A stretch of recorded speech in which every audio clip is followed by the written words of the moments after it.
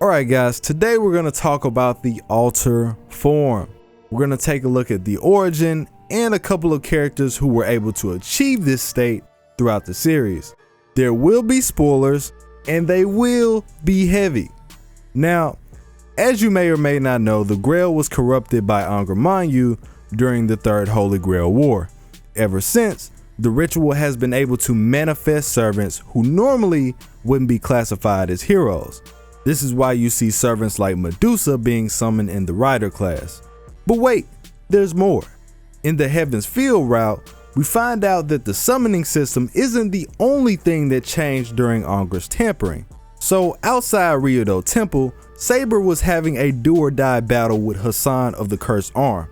Well, since she was so focused on the fight, the Grail Mud was able to sneak up and consume her by surprise. At this time, she went through a process called Blackening, which takes the personality of a hero, flips it around, and makes their alignment evil. When she came out, she was Saber Alter. The first thing we notice is her appearance.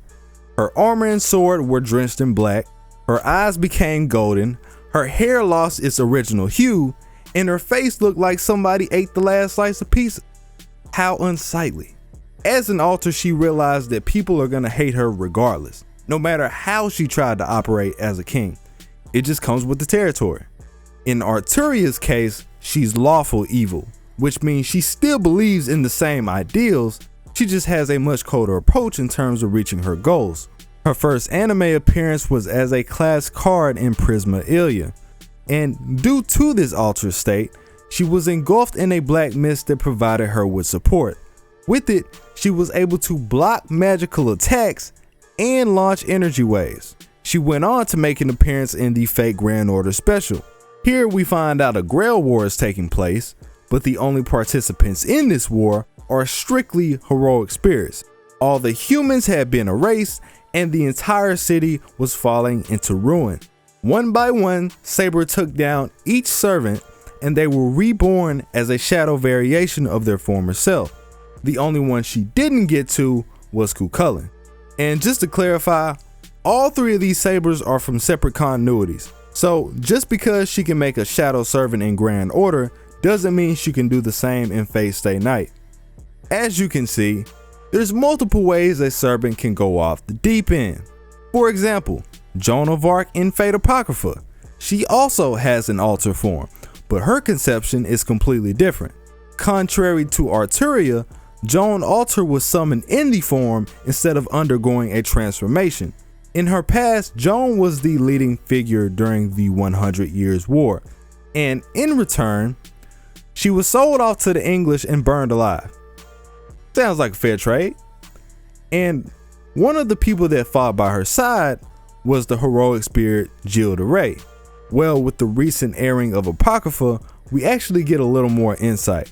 In an attempt to break Joan down mentally, Shakespeare resorted to using his noble phantasm, and one of the interesting things that came with it was Gilles himself. So he's going on and on about getting even. You just gonna let these people walk all over you, huh? Joan of Treadmill? Give them a taste of their own medicine. Come to the dark side. Fortunately, Joan mustered up the courage to turn him down, but that's only in Apocrypha.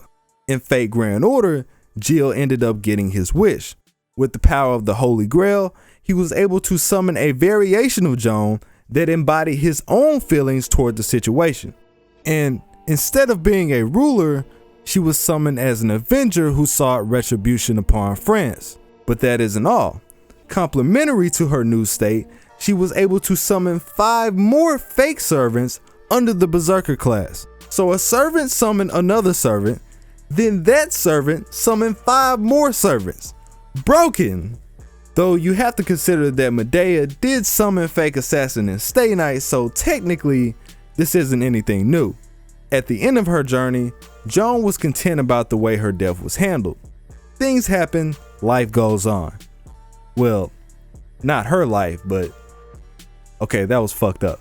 Anyways, Joan Alter was the complete opposite.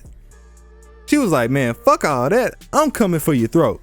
If God exists like you say he does, then divine retribution will find me. I don't know, bro. Joan Alter seem a little off the hinges. Kind of turns me on.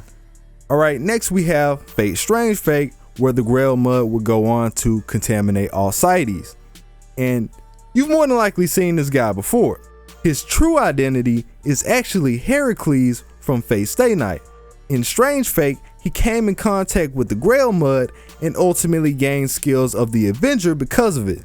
His body shrunk down to regular size, his skin was dyed in red, and he wears a shroud over his face so he never has to see the creations of man again. That's quite the addition. I mean, who would have thought throwing a carpet on someone's head would make him look this clean? So what do these servants have in common? Well, the form itself is characterized by a lot of the same traits as the Berserker class. While they don't go completely insane, part of their rationality is lost in return for power. Their fighting ability shoots up, the hatred inside them takes control, and they will no longer be conservative in terms of combat. In the Fate Zero adaptation, you'll see that Gilgamesh was literally drowned in a pool of Grail Mud. But there's more to this. An extra scene within the light novel goes into detail about how Gilgamesh came into contact with Angra Mainyu. While Gil was inside, Angra showed him the true ugliness of the world. But Gilgamesh accepted this wholeheartedly. What this scene tells us is that if you have a powerful ego like Gilgamesh, then the effects of becoming an alter will be nullified. In addition to this, part of the blackening process is that the servant receives a physical incarnation.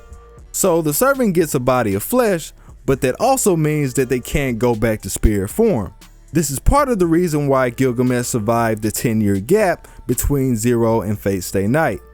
But yeah, this is just the foundation. There's plenty of alters to talk about, and of course, I'm doing the lores and the profiles, so we will get to those eventually. The suggestion comes from the Accursed Hunter on my Edmond Dantes profile. The request was that I should make a video on the concept of an alter character. That about wraps it up. If you enjoyed the video, please like it up so we can get this trending. Feel free to add information as you see fit, and let me know what you guys think about it. It's your boy Tsiah. I'm out.